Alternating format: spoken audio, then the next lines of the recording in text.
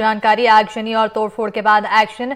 जिले के तत्कालीन एसएसपी और कलेक्टर को किया सस्पेंड। शिकायत पर उचित कार्रवाई न करने को लेकर एक्शन देखने को मिल रहा है। Collector Kumar Lal Chauhan, SSP Sadanand Kumar suspend किए गए हैं। सीएम विष्णुदेव साय के निर्देश पर देर रात सस्पेंड किए गए। तो बड़ी जानकारी से आप सभी को रूबरू करा रहे हैं। आपको बताते चलें, आगजनी और तोड़फोड़ के बाद यह एक्शन देखने को मिल रहा है। बलौदाबाजार में जिस तरह से आगजनी और तोड़फोड़ की गई, उसके बाद ताबड़तोड़ एक्शन। जिले के तत्कालीन एसएसपी और कलेक्टर को सस्पेंड किया गया है। शिकायत पर उचित कार्रवाई न करने को लेकर यहां पर एक्शन लिया गया। कलेक्टर कुमार लाल चौहान, एसएसपी सदानंद कुमार को सस्पेंड किया गया है। सीएम विष्णुदेव साय के निर्देश पर देर रात इन्हें सस्पेंड किया गया। तत्कालीन एसएसपी और कलेक्टर को सस्पेंड किया। शिकायत पर उचित कार्रवाई न करने को लेकर एक्शन लिया गया है। Collector Kumar Lal Chauhan, SSP Sadanand Kumar suspend किए गए। सीएम विष्णुदेव साय के निर्देश पर देर रात ये सस्पेंशन की कार्रवाई की गई है। इस वक्त की बड़ी और अहम जानकारी से आप सभी को रूबरू करा रहे हैं। बलौदाबाजार में सतनामी समाज के प्रदर्शन के दौरान जो हिंसा हुई, आगजनी हुई, उसके बाद लगातार प्रशासन एक्शन मोड में दिखाई दे रहा है। सरकार भी यहां पर एक्शन मोड में। ज्यादा जानकारी के साथ हमारे संवाददाता दीपेंद्र शुक्ला फोन लाइन पर जुड़ चुके हैं। दीपेंद्र, लगातार कार्रवाई यहां पर देखने को मिल रही है, प्रशासनिक अधिकारियों पर भी और साथ ही साथ आम लोगों पर भी, वहां पर शांति बनाने के लिए।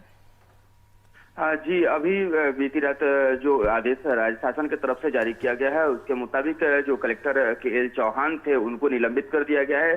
तत्कालीन एसपी जो थे सदानंद कुमार, उनको भी निलंबित कर दिया गया है। जो पुलिस की जो कार्रवाई है, अभी तक 121 लोगों की गिरफ्तारी हो चुकी है, जिन्हें जेल भेजा जा चुका है और 100 से अधिक लोगों भी अभी भी हिरासत में है पुलिस की। उनसे पूछताछ की जा रही है और उनके खिलाफ कार्रवाई किए जाने की तैयारी चल रही है।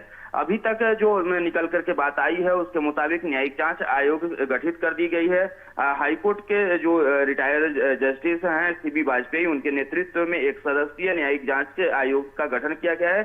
6 बिंदुओं पर वे जांच करेंगे और 3 महीने में ये पूरे जांच की रिपोर्ट जो है राज्य सरकार के सामने प्रस्तुत करेंगे और उसके बाद तय होगा कि इसमें किसकी गलती थी, किसकी लापरवाही थी और क्यों यह जो घटना हुई उसका कारण क्यों बना। बिल्कुल, अभी इसकी जांच तो लगातार की जा रही है और साथ ही साथ एक्शन भी लिया जा रहा है। प्रशासनिक अधिकारियों पर तत्कालीन एसएसपी और कलेक्टर को सस्पेंड कर दिया गया है।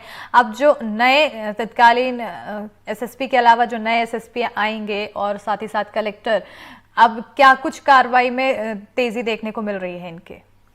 बलौदाबाजार के नए कलेक्टर के रूप में दीपक सोनी और एसपी के रूप में विजय जो अग्रवाल आ चुके हैं और वो ज्वाइन कर चुके हैं। और जब से दोनों अधिकारी ज्वाइन किए हैं, लगातार एक्शन मोड में दिख रहे हैं। रात में कलेक्टर और एसपी जिस जगह पे घटना हुई थी उस जगह का भी एक बार दोबारा निरीक्षण किया और उन्होंने जो मेंटेनेंस का काम चल रहा है उसमें तेजी लाने के लिए लगातार प्रयास कर रहे हैं, ताकि जल्द से जल्द जो कार्यालय बंद पड़े हुए हैं, जिन कार्यालयों में आग लगने की वजह से उनका काम प्रभावित हो गया था, वो काम जल्द से जल्द शुरू हो। क्योंकि बड़ी संख्या में पुलिस विभाग का और आबकारी विभाग के दस्तावेज जल गए हैं, तो उन दस्तावेजों के संधारण के लिए काम किया जाना बहुत आवश्यक है। क्योंकि जो बलौदाबाजार जिला है, आबकारी के मामले में बड़ा जिला माना जाता है और पुलिस के मामले में भी ये बड़ा जिला है।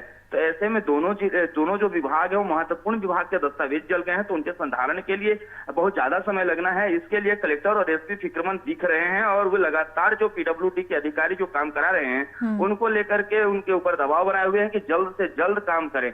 अभी जो हमने बात किया पीडब्ल्यूडी के अधिकारियों से जो बात किया है, तो उसके मुताबिक 150 से ज्यादा जो मजदूर हैं दिन में काम कर रहे हैं। 30 से अधिक मजदूर जो रात में लगातार सफाई और जो मेंटेनेंस है उसका काम में लगे हुए हैं।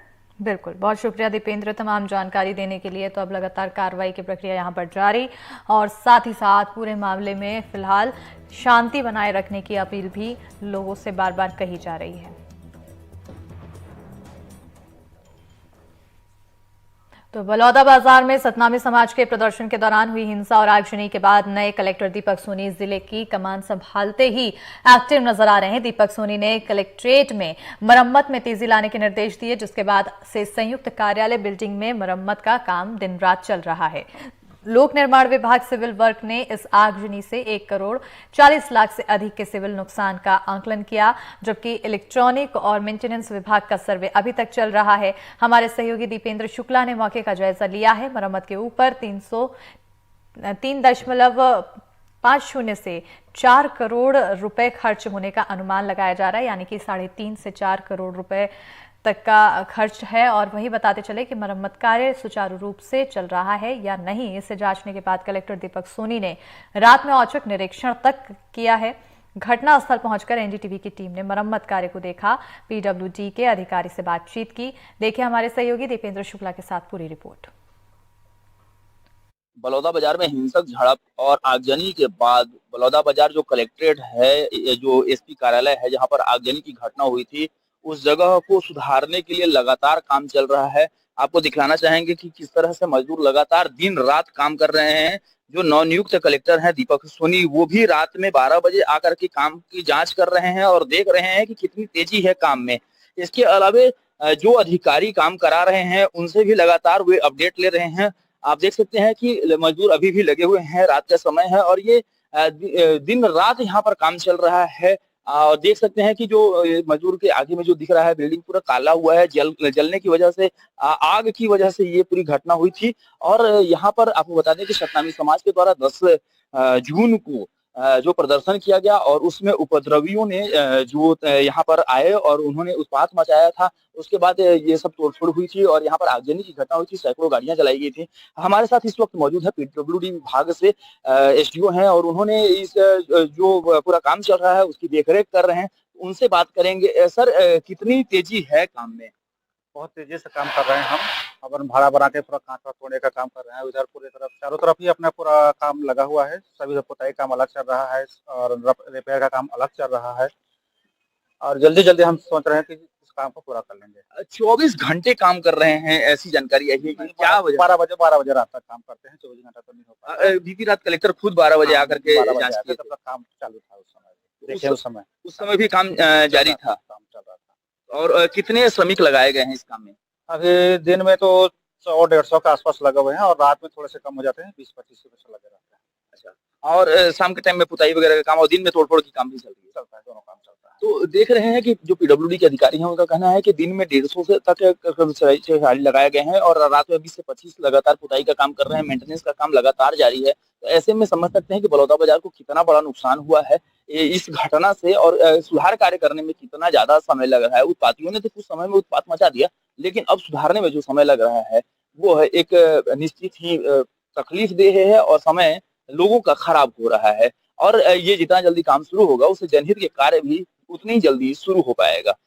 एनडीटीवी के लिए दीपेंद्र शुक्ला।